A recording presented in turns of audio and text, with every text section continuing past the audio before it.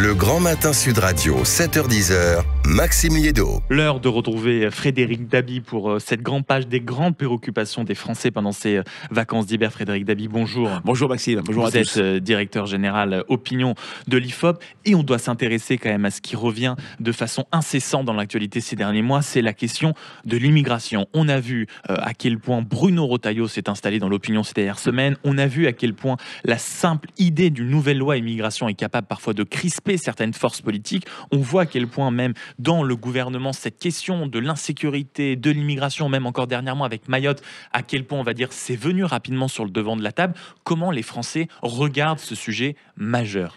C'est un enjeu fascinant qui est pour moi l'archétype du décalage entre une classe politique qui est sur cette question, et vous l'avez très bien rappelé, arc-boutée sur le clivage gauche-droite, et des Français de plus en plus pragmatiques. Vous parlez quand même de décalage entre la classe politique et la décalage, population. de hiatus, même de gap, si je puis dire, puisque quand on interroge les Français, c'était pendant la loi immigration de la fin 2023, on a par exemple 3/4 des sympathisants de gauche qui disent il est légitime d'expulser des étrangers 3/4 des sympathisants de gauche multirécidivistes à l'issue de leur peine. Et en même temps, si je puis dire, on a une majorité, je crois que c'est 62% de sympathisants de droite qui disent pourquoi pas ne pas régulariser au cas par cas des sans-papiers dans des métiers en tension. C'est un sujet sur lequel le clivage de droite qui était prégnant, omniprésent, s'est effondré, en tout cas très fortement atténué, alors que dans la classe politique, vous le rappeliez parfaitement, on a toujours quelque chose d'extrêmement clivé.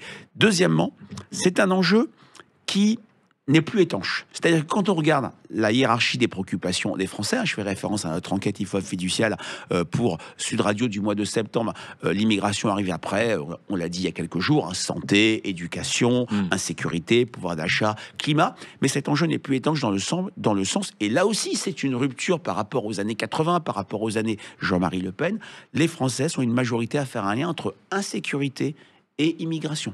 Ils font un lien parfois entre immigration. Alors qu'on a la sensation médiatiquement et politiquement que c'est, on va dire, un rapprochement pour lequel beaucoup de gens se pincent le nez. Oui, les Français ne se pincent pas le nez. Ça ne veut pas dire pour autant qu'ils sont racistes ou xénophobes. N'oublions pas que maintenant, des autorités de l'État, je pense à l'ancien ministre de l'Intérieur, Gérald Darmanin, qui s'est fait à la rentrée 2022, avait publié, il avait le droit de le faire, des statistiques sur le nombre, sur la part des personnes étrangères interpellées à Paris ou Marseille et de Mésoire impliquées. Et il y avait une majorité de personnes d'origine étrangère. Les Français sont très pragmatiques. Ils sont sur une logique de durcissement sur l'immigration, mais n'oublions pas que les Français sont, allez, disons-le, assez rocardiens. On se souvient de la fameuse phrase de Michel Rocard. La misère du monde. La France ne peut pas accueillir toute la misère du monde, mais doit prendre sa part. On a dans toutes nos enquêtes depuis une vingtaine d'années une petite majorité, c'est entre 47 et 55% qui répondent oui à la phrase suivante. C'est le devoir de notre pays d'accueillir des migrants ou des étrangers fuyant la guerre ou la misère. Le durcissement est réel.